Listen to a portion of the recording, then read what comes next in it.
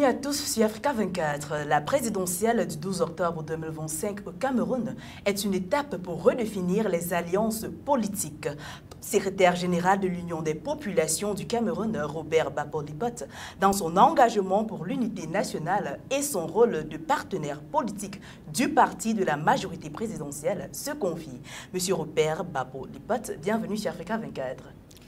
C'est une opportunité que vous m'accordez aujourd'hui de m'adresser à vos millions de téléspectateurs dans un contexte particulier qui appelle à la préparation de l'élection présidentielle du 12 octobre 2025. Monsieur le secrétaire général, l'Union des populations du Cameroun, l'UPC, a toujours incarné un esprit d'indépendance pour le Cameroun. Dans le cadre de la célébration des 77 ans de l'UPC, vous avez déclaré que votre parti, je vous cite, n'est plus un mouvement mais un parti de gouvernement. Comment conciliez-vous cet encadre historique avec une appartenance franche à la majorité présidentielle? Nous avons tenu à rappeler aux yeux de nos militants et sympathisants la mutation historique qui a été établie par notre très regretté secrétaire général Augustin Frédéric Kaddock. Parce qu'avec le retour au multipartisme, l'UPC, à travers Augustin Frédéric Kaddock, a mené sa propre mutation interne. Parce que comme vous le savez très bien, avant, nous étions un mouvement. Parce qu'il s'agissait tout simplement de sensibiliser les populations camerounaises, de les amener à comprendre que nous n'étions pas une colonie et dans cette optique, amener la France à procéder à la décolonisation de notre pays. Une fois cela réalisé, avec la réunification et l'indépendance du Cameroun, et maintenant, après un passage du parti unique, dès lors qu'il a été établi que le Cameroun revenait désormais au multipartisme, le président, le très regretté secrétaire général Augustin Frédéric Kaddock, a donc choisi de matérialiser ce passage d'un mouvement en un parti politique en réorganisant nos structures de base et en les amenant à comprendre que le jeu et les enjeux actuels auxquels notre parti devait faire face, c'était bien évidemment de mener notre action dans le cadre institutionnel qui est le nôtre, tout en respectant les institutions de la République et ceux qui les incarnent. Et à partir de là, l'UPC est donc appelé à être dans les institutions de la République, être représenté par des mandats sollicités auprès de nos populations. C'est pourquoi nous mettons en évidence cette mutation primordiale qui fait donc de l'UPC un parti politique qui devrait désormais aller à la conquête du pouvoir ou alors au partage du pouvoir avec ceux qui sont dans la gestion de la gouvernance dans notre pays. Monsieur Robin, parlons de mutation. En 1990, le président Paul Biya a initié un texte à l'Assemblée nationale qui promulguait la loi réhabilitant les leaders UPCistes Umniobé et Ernest Ouandié. Vous avez alors déclaré cette main tendue confirme la gouvernance UPCiste de Paul Biya. Comment vous allez définir à travers des actes concrets cette gouvernance UPCiste? Le président Paul Biya a marqué les UPCistes d'abord dès son accession à la magistrature suprême. Son premier discours a consisté à demander aux exilés politiques de regagner le Cameroun. Et il l'a déclaré de si belle manière lorsqu'il a dit que les Camerounais ne doivent plus prendre la route de l'exil pour avoir à s'exprimer. Et il savait très bien que 99% d'exilés politiques au Cameroun étaient des UPCistes. Et ça faisait déjà la première main tendue.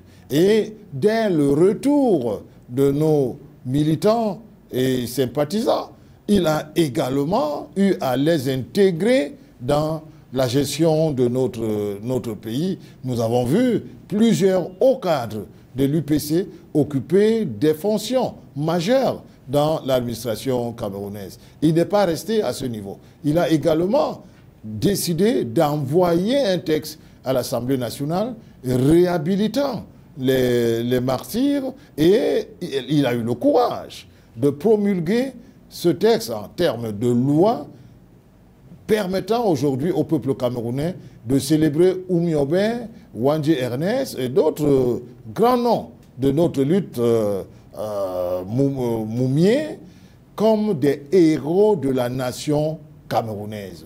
Quand vous voyez tous ces actes-là, vous avez l'évidence que le président Paul Biya a des grands repères historiques dans sa démarche politique, et ces grands repères, c'est nécessairement l'upécisme. Et à partir de là, nous avons établi qu'il y a un fond upéciste dans la démarche du président Paul Biya, et c'est en se référant à ce fond upéciste que notre très regretté secrétaire général, Augustin Frédéric Kodok, a donc pu établir l'alliance UPC-RDPC pour perpétuer la démarche upéciste et impacter véritablement la modernisation du cadre institutionnel qui est le nôtre. Le 12 août 2025, le président de la République française a écrit à son homologue Paul Biya pour reconnaître la guerre que la France avait alors menée au Cameroun par les autorités coloniales et l'armée française. Comment avez-vous vécu un tel aveu? Pour nous, c'est une confirmation de la détermination du président Paul Biya à amener la France à assumer ses responsabilités dans tout ce qui s'est passé comme massacre au Cameroun. Et vous voyez encore le pan de ce que nous appelons toujours l'adéquation entre la vision du Cameroun telle que développée par Ruben Oumyobé et celle implémentée par le président Paul Biya. Il y a donc eu une détermination du président Paul Biya qui a tenu à amener la France à reconnaître qu'elle a mené une guerre au Cameroun dans le cadre de la lutte du peuple camerounais pour la décolonisation de notre nation. Cela a donc constitué au sein de l'UPC une victoire véritable. La victoire du peuple camerounais, la victoire d'un homme qui, bien évidemment, avec une certaine finesse, a tout fait pour que la coopération entre la France et le Cameroun ne mette pas entre parenthèses le sang versé par nos martyrs, les martyrs de notre peuple. Et bien évidemment, aujourd'hui, nous pouvons affirmer avec beaucoup plus d'arguments encore qu'il y a du Oumyobé dans la vision politique du président Paul Biya. Il s'agit donc ici d'une réconciliation avec les mémoires de notre nation, les mémoires politiques, ceux qui ont versé de leur sang pour que notre pays soit indépendant. Et on ne s'arrête pas à ce niveau, parce que lorsque vous parcourez les lignes fondatrices de cette correspondance, vous voyez également une ouverture qui va donc consister à amener le peuple français, le gouvernement français, à assurer la réparation. La réparation qui va, en termes concrets, constituer une exigence de justice et préparer les cœurs au pardon et à la réconciliation. Et tout cela, c'est grâce à un homme, parce que contrairement à ce qui s'est passé en Algérie, où c'est le Front de Libération Nationale qui est au pouvoir, au Cameroun, ce n'est pas l'UPC qui est au pouvoir. Mais bien au contraire, un esprit upéciste qui est porté par un homme, le président Paul Biya, et qui, en réalité, a su amener toute sa gouvernance à être imbibé de l'esprit upéciste pour porter les revendications immuables qui sont en réalité les grandes références de la mémoire politique du Cameroun. Et c'est à partir de là qu'il a donc pu obtenir cette reconnaissance de la France qui va dans le sens de la gestion du contentieux historique qu'il y a entre la France et le Cameroun. Je voudrais également, ici une fois de plus, féliciter le président Paul Biya.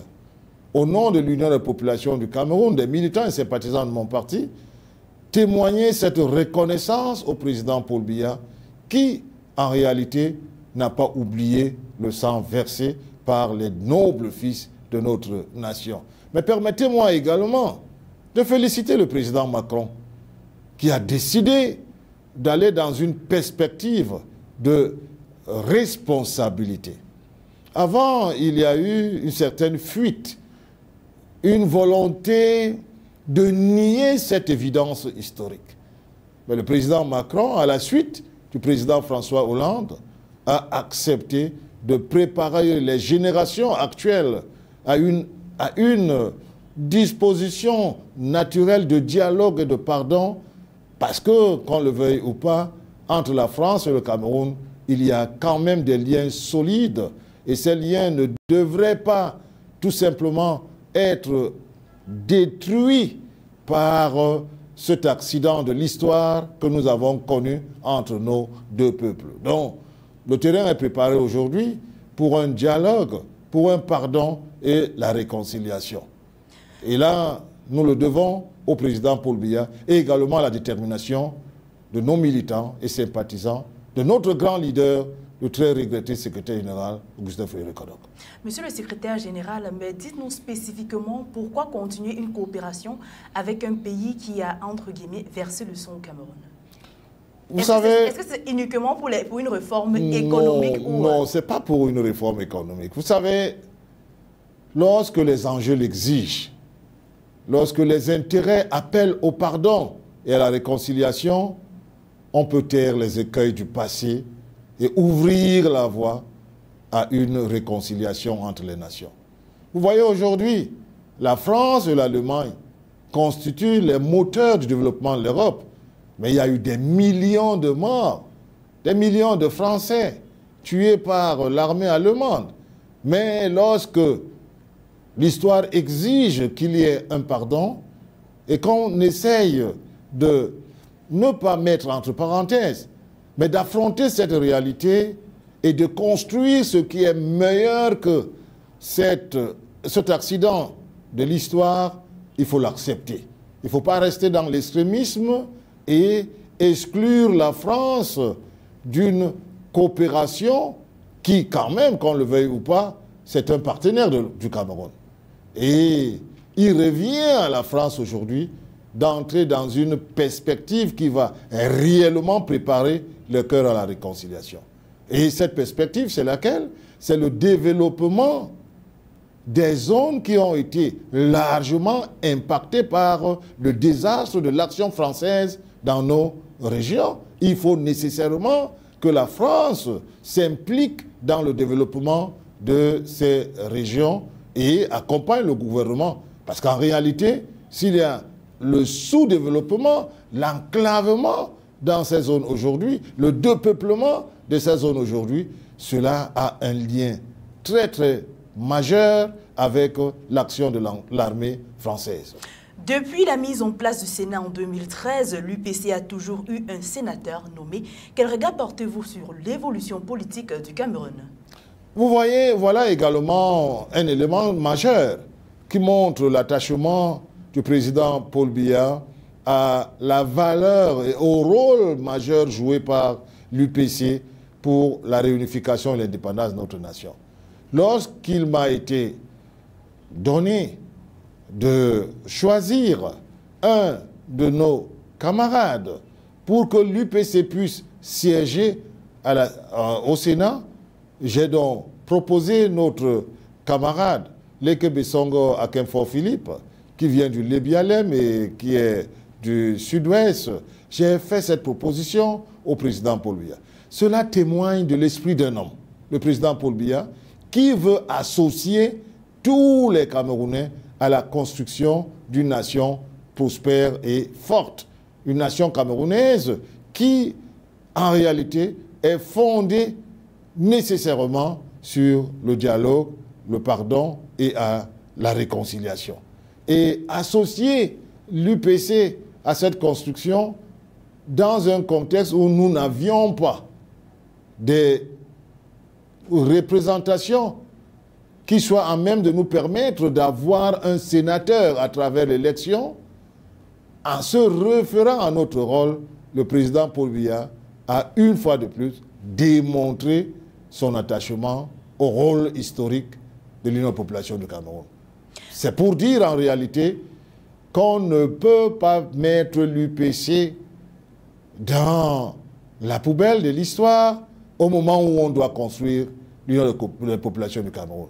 Et la vérité est que tous les partis politiques qui ont nié ce rôle majeur de l'UPC dans notre pays, ces partis se sont cassés la gueule et nous remercions le président Paul Biya qui, quant à lui, a toujours voulu associer l'Union des populations du Cameroun à la modernisation du contexte politique qui est le nôtre aujourd'hui. L'heure n'est plus à l'extrémisme, l'heure n'est plus aux bagarres de rue. Aujourd'hui, les Camerounais doivent être capables de se réconcilier, de se donner la main pour protéger ce pays. Parce qu'en réalité, le monde dans lequel nous vivons aujourd'hui tend à la déstabilisation des jeunes nations, particulièrement les nations africaines. Si nous donnons l'opportunité à ceux qui rêvent de la déstabilisation du Cameroun et que les Camerounais deviennent des véritables satellites pour la déstabilisation de notre nation, on n'aura pas joué le rôle de leader politique que nous sommes censés être.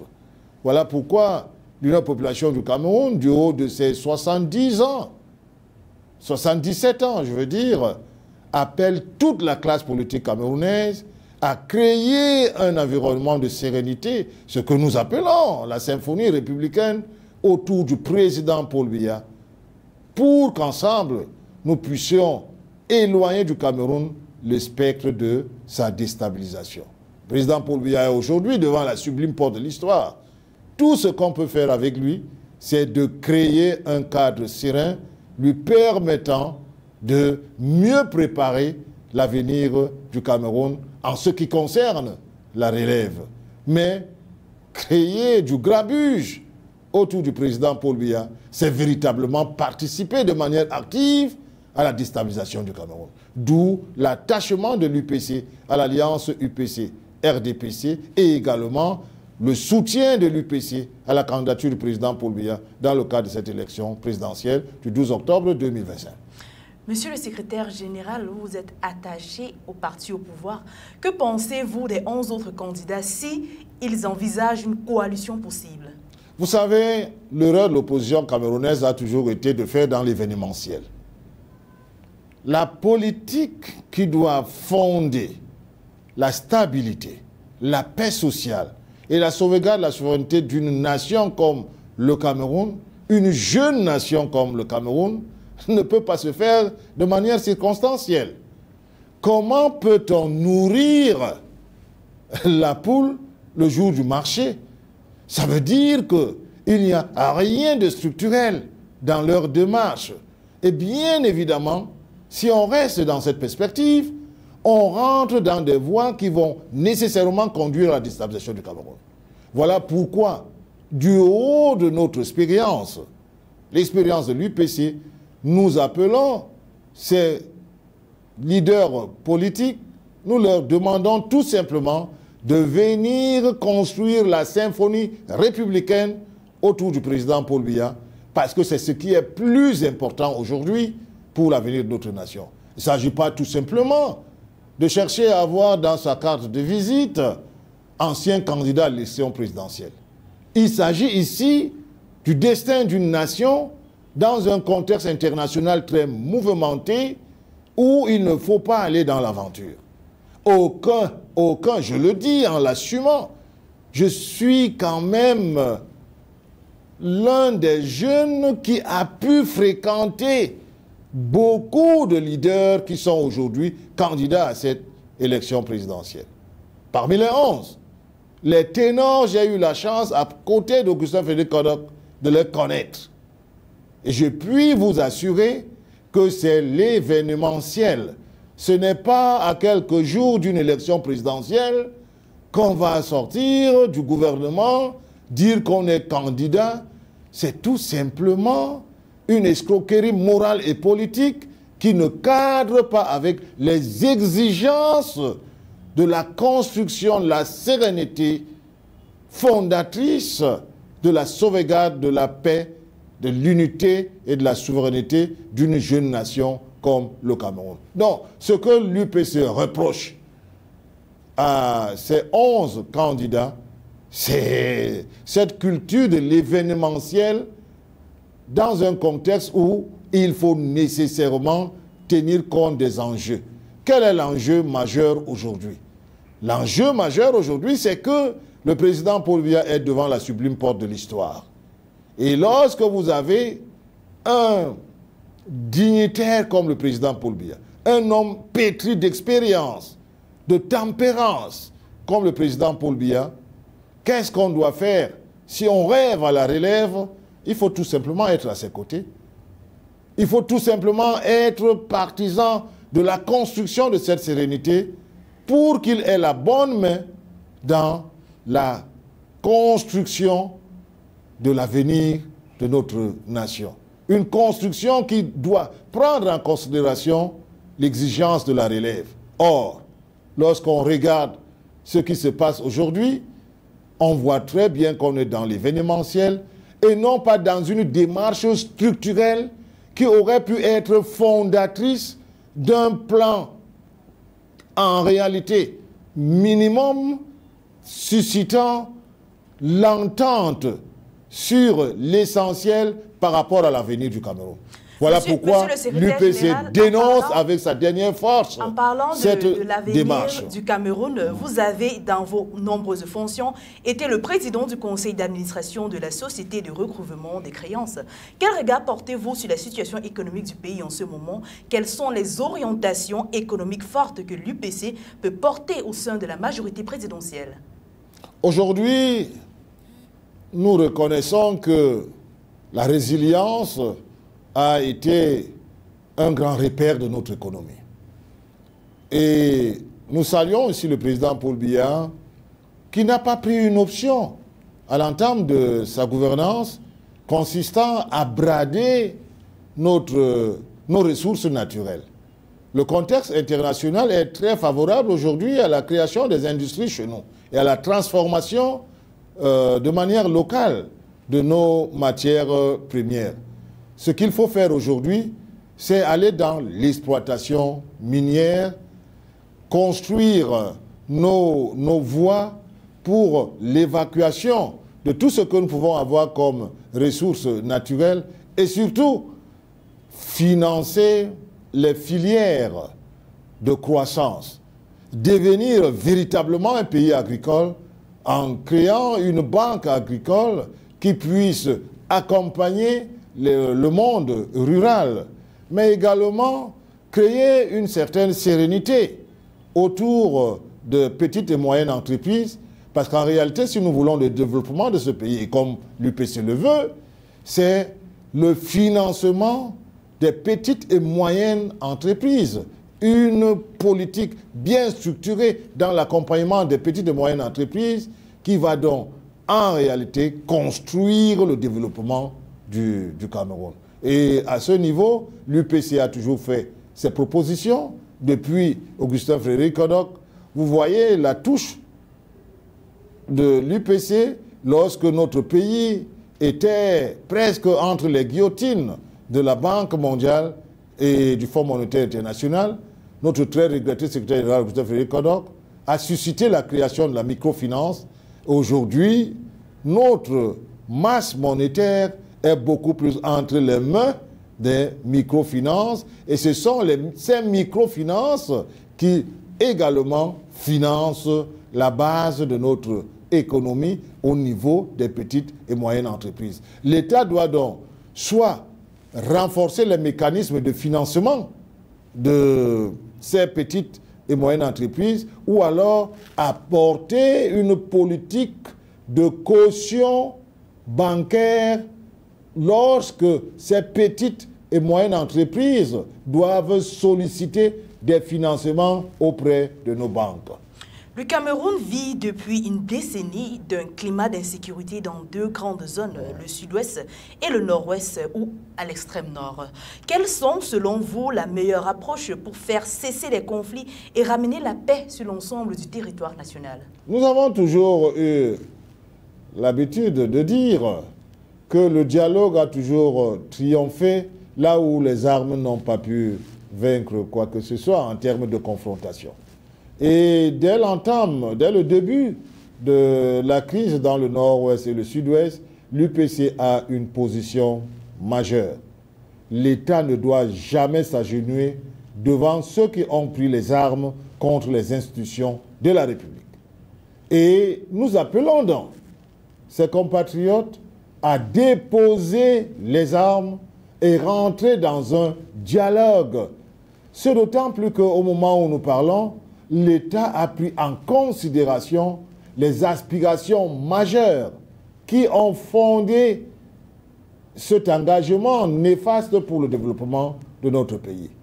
L'heure est donc aujourd'hui à la recherche des solutions et le gouvernement a élaboré un certain nombre de programmes allant dans la résolution de ces actions qui nuisent à la sécurité de notre nation. Et il est clair qu'aujourd'hui, nous ne sommes plus au niveau où les problèmes posés concernaient bien évidemment nos frères, nos compatriotes, comme on le disait dans l'UPC de l'autre rive du Mungo. Aujourd'hui, il y a là un grand banditisme qui s'est installé et qui défie l'État.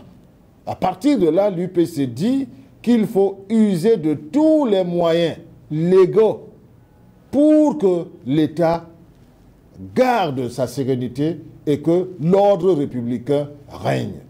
Maintenant, concernant la région de l'extrême nord où Boko Haram est, nous savons très bien que c'est une secte terroriste internationale qui sévit par là et nous saluons ici nos forces armées et de défense. Vous allez voir que nous sommes l'un des rares pays en Afrique à affronter de telles menaces sans faire recours aux forces extérieures. C'est le lieu pour l'Union de la population du Cameroun de rendre un vibrant hommage à nos forces de défense et de sécurité, ces forces qui sont restées républicaines et qui défendent l'intégrité de notre territoire, quand bien même parfois ils y laissent leur vie. Pour nous, au niveau de l'UPC, nous saluons cette détermination du chef de l'État à ne pas avoir à négocier quoi que ce soit en ce qui concerne l'intégrité de notre territoire. Lors de la précédente élection présidentielle en 2018, vous avez animé dans le cadre du G20 un groupe de partis politiques ayant revendiqué un soutien à la politique gouvernementale de Paul Biya. Quel regard portez-vous, monsieur le secrétaire général, sur l'opposition camerounaise? Que pensez-vous en termes de politique, de la recherche d'une stratégie, d'un candidat unique pour affronter votre candidat? Bon, la recherche d'un candidat unique le jour du marché fait partie des démarches qui, en réalité, montrent la vacuité stratégique de l'opposition camerounaise. En réalité, cette maladie est consubstantielle. De par même le retour au multipartisme, en dehors de l'Union de la population du Cameroun, qui avait son expérience politique, les partis politiques qui sont nés ont surfé sur l'événementiel. Et jusqu'aujourd'hui, restent avec un seul programme politique. Paul Biya doit partir. Et lorsqu'ils le disent, c'est dans une démarche événementielle où chacun pense que son heure est arrivée pour qu'il soit le président de la République. Il ne s'agit pas ici d'un programme politique.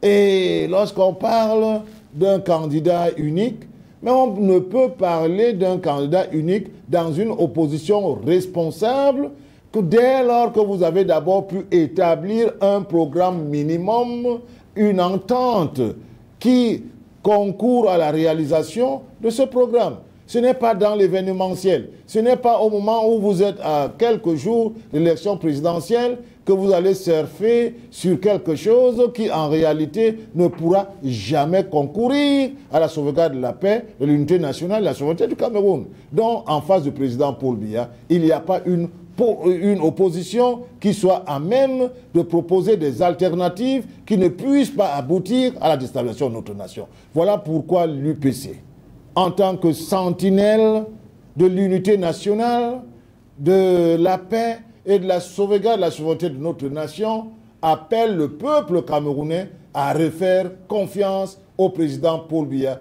Parce qu'au moment où nous parlons, du haut de son expérience, le président Paul Biya est un atout majeur pour la sauvegarde de notre pays. La même opposition stigmatise le gouvernement que vous soutenez sur ses atteintes aux libertés d'opinion et la dureté de certains actes envers les opposants. Quel regard portez-vous sur la relation entre l'opposition et le gouvernement et pensez-vous qu'il pourrait exister une méthode possible pour permettre une relation moins conflictuelle entre les deux parties? Vous savez, parfois, il y a le rôle de l'État. Le rôle de l'État, c'est parfois un rôle ingrat qui consiste à sauvegarder l'ordre républicain. Et lorsque, dans cette posture, le gouvernement remplit convenablement ses missions, on peut avoir des cris par-ci, par-là. Et je voudrais quand même vous appeler à constater qu'au Cameroun, vous n'avez pas vu les opposants ou les manifestants qui ont les pieds cassés, qui ont les yeux percés, qui, quelque part, le bras est cassé. Mais ailleurs, vous le voyez, hein, dans les pays qu'on considère comme les grandes démocraties. Vous le voyez. Donc, nous appelons l'opposition à la responsabilité. Il ne faut pas parfois organiser les militants pour les jeter en pâture et après procéder à une provocation pour tout simplement aller crier dans les plateaux de télévision que le gouvernement est en train de maltraiter l'opposition. Non, je crois que c'est une stratégie qui consiste tout simplement à mettre le gouvernement en difficulté devant les institutions internationales, mais la réalité est autre. Le Cameroun évolue dans un monde en pleine mutation. La posture du gouvernement a toujours été une non-ingérence. Toutefois, la relation géopolitique est devenue très clivante. Entre la Chine, la Russie, l'Europe et même l'Inde, quel est votre type de partenaire international selon le Cameroun doit se tourner pour garantir son développement? Non, mais l'UPC n'a jamais changé de position à ce niveau. Et cela nous a encore fondé à soutenir le président Paul Biya lorsqu'il a dit que le Cameroun n'est pas la chasse gardée d'une nation quelconque en termes de partenariat. Le Cameroun est ouvert à tous ceux qui veulent être des vrais partenaires du Cameroun, sauvegardant les intérêts de notre nation. Et à ce niveau, nous n'avons pas de priorité. Nous savons très bien que nous avons des partenaires historiques, mais ces partenaires historiques devraient s'accommoder des nouveaux visages qui apparaissent dans les relations internationales, ce d'autant plus que nous nous rencontrons régulièrement dans les mêmes guichets. Le Cameroun ne peut donc pas faire autre chose que s'ouvrir aux autres partenaires et créer donc une certaine convivialité dans le partenariat international afin de sauvegarder nos propres intérêts. Et voilà pourquoi le Cameroun est très à l'aise, et avec l'UPC, très à l'aise dans des relations gagnant-gagnant, parce qu'il s'agit dans les relations internationales aujourd'hui de la sauvegarde des intérêts de chaque nation. Il ne s'agit pas ici d'un jeu d'amitié, parce que le terme fraternité, le terme amitié n'est pas dans le vocabulaire des relations internationales. Il s'agit, dans les relations internationales, de créer un contexte gagnant-gagnant où chaque nation peut pouvoir sauvegarder ses propres intérêts. Merci, Monsieur le Secrétaire général, d'avoir répondu aux questions d'Africa 24. C'est moi qui vous remercie de l'opportunité que vous avez accordée à l'Union des populations du Cameroun, une fois de plus, de remplir sa mission de sentinelle de l'unité nationale, de la paix et de la sauvegarde de la souveraineté du Cameroun. D'ailleurs, nous ne sommes pas surpris parce que Africa 24 est toujours dans une action qui permet au peuple africain aujourd'hui de pouvoir mieux se situer dans la sauvegarde de nos intérêts. Merci, mesdames, messieurs, d'avoir suivi cette édition spéciale de l'interview avec M. Babo Lipot. Cette interview est disponible sur notre site www.africa24tv.com et sur l'application MyAfrica 24.